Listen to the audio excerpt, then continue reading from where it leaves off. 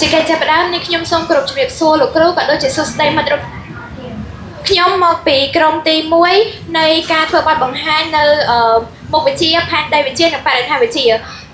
ផ្លូវក្នុងចម្ពោះទី2ការប្រែប្រួលបរិស្ថាននិងមេរៀនទី3បញ្ហាបរិស្ថានសំខាន់ក្រោមប្រធានបទពន្យល់ពីមូលហេតុដែលនាំឲ្យមានកំណើនប្រជាជនហួសប្រមាណនិងផលប៉ះពាល់ចំពោះបរិស្ថានរួមទាំងវិធីដោះស្រាយនៅបញ្ហាមួយសមាជិកក្រុមទី1របស់ពួកខ្ញុំរួមមានចំនួន3នាក់ចំពោះនេះខ្ញុំឈ្មោះប្រាក់រក្សាខ្ញុំឈ្មោះពេញរទ្ធី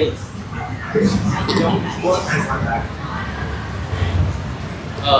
ទាំងអស់គ្នាតែងតែមានចម្ងល់មួយថាតើកត្តាអ្វីដែលនាំឲ្យកើតមានបញ្ហាកំណើនប្រជាជនហួសប្រមាណអាចផ្ដល់ផលប៉ះពាល់ទៅដល់បរិស្ថានដល់បរិស្ថានតើបញ្ហានេះមានដំណោះស្រាយដែរឬទេចំពោះមូលហេតុដែលនាំឲ្យកំណើនប្រជាជនកើតហួសប្រមាណនោះគឺអត្រាកំណើនខ្ពស់នៅក្នុងប្រទេសអភិវឌ្ឍខ្លះកំពុងអភិវឌ្ឍខ្លះគ្រួសារមួយចំនួនតែងតែយកកូនច្រើនដោយសារតែពួកគេគិតទៅដល់ការតាមប្រពៃណីនិងទំនៀមទម្លាប់របស់ប្រទេសចំណែកឯកត្តាទី2វិញគឺកម្រិតវប្បធម៌និងការយល់ដឹងមានកម្រិតទៀតនៅក្នុងប្រទេសកំពុងអភិវឌ្ឍមួយចំនួន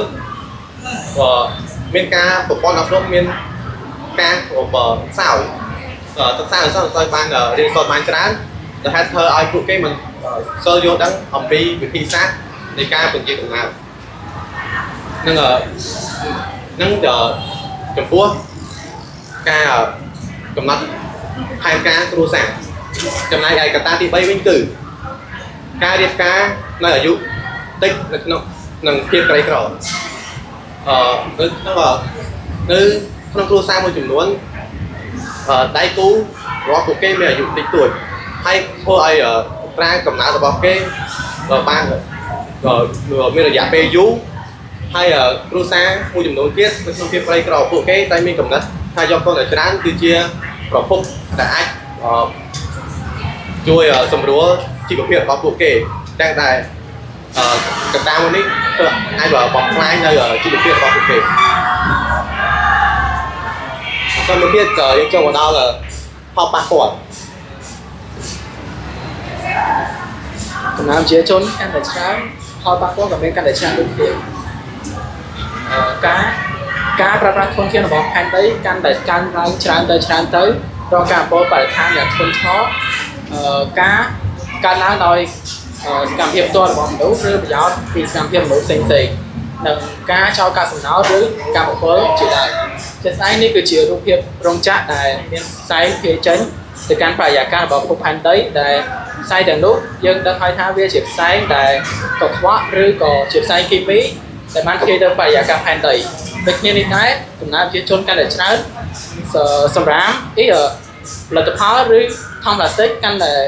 បានបង្កើនឡើងជាច្រើនទៅហើយសំរាមទាំងនេះត្រូវបានដុតជារៀងរាល់ពេលផ្សែងរបស់ពួកវាគឺជាផ្សែងដែលធ្វើឲ្យផែនដីយើងកាន់តែអាក្រក់ហើយនឹងក៏ខ្វក់ថែមទៀតចំណែកកំណើនប្រជាជនកាន់តែច្រើនបែបនេះហើយដំណើរដ្ឋានឬគេដ្ឋានក៏ត្រូវតែកើតមានឡើងដូចគ្នាដូច្នេះមនុស្សបានប្រើប្រាស់គ្រឿងយន្តជាច្រើនដើម្បីកាប់ឆ្ការព្រៃឈើឈូសដីសម្រាប់សាងសង់ដំណើរដ្ឋានរបស់ពួកគេឬបង្កើតអាជីវកម្មសម្រាប់គ្រប់គ្រងអាហារដល់កំណើនប្រជាជនដែលច្រើនបែបនេះដូច្នេះយើងត្រូវមានដំណោះស្រាយសម្រាប់វាចំពោះដំណោះស្រាយក្នុងការកាត់បន្ថយនៅកំណើនប្រជាជនដំណោះស្រាយដែលមានប្រសិទ្ធភាពរួមមានដូចជាការអប់រំផែនការគ្រួសារក្នុងចំណុចនេះគឺផ្សព្វផ្សាយអំពីព័ត៌មានក្នុងការបន្តពូជយ៉ាងត្រឹមត្រូវរួមទាំងប្រាប់ពីពួកគាត់នៅផលពិបាកក្នុងការ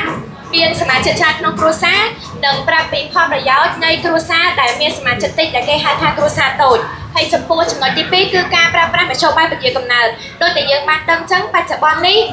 ការពន្យាកំណើតគឺមានភាពទូលំទូលាយដែលអាចឲ្យមនុស្សយើងជ្រើសរើសការពន្យាកំណើតមានច្រើនប្រភេទដូចជាការប្រើប្រាស់ស្រោមការប្រើថ្នាំចាក់ថ្នាំលេបនិងការដាក់កងក្នុងស្ពូតហើយចំណុចបន្ទាប់ទៀតគឺការលើកកម្ពស់អប់រំនិងសិទ្ធិស្ត្រី ការលើកកម្ពស់និងអប់រំសិទ្ធិស្ត្រីនេះគេនិយាយអំពីជួយប្រាក់ព័ត៌មានទៅស្ត្រីដែល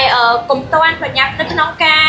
រៀបការនៅក្នុងអាយុតិចនិងការបង្កើតនៅសមាជិកគ្រួសារក៏ដូចជាការសម្រាលកូនដូចចឹងដែរហើយចំណុចបន្ទាប់គឺការអភិវឌ្ឍសេដ្ឋកិច្ចមូលដ្ឋានចំណុចនេះអាចនិយាយទៅជាប្រជាជនតាមជនបទដែលពួកគាត់មិនសូវមានជីវភាពធូរធារឬក៏ជីវភាពក្រលំបាកជួយលើកកម្ពស់និងលើកទឹកចិត្តពួកគាត់ដើម្បីកាត់បន្ថយពីភាពក្រីក្រនៅក្នុងការបង្កើតនៅកំណើនប្រជាជនច្រើនដោយដែលយើងឃើញជាក់ស្ដែងនៅក្នុងជនបទប្រជាជនដែលមិនសូវមានជីវភាពធូរធារភាគច្រើនគឺកូនមានកូនច្រើនមូលហេតុដែលគាត់បង្កើតកូនច្រើនគឺអាចដោយសារមកពីគាត់មិនមានថវិកាសមរម្យឬក៏ថវិកាគ្រប់គ្រាន់ក្នុងការទិញនៅមធ្យោបាយពន្យាកំណើតណាមួយចំពោះចំណុចបន្ទាប់គឺការគ្រប់គ្រងបរិស្ថានជាក់ស្ដែង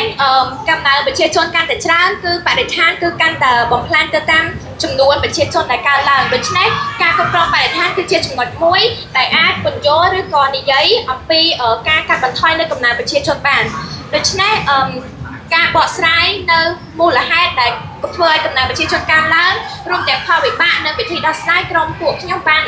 បកស្រាយបញ្ចប់រួចរាល់ដូច្នេះបើសិនជាមានសំណួរអីអាចសួរបាន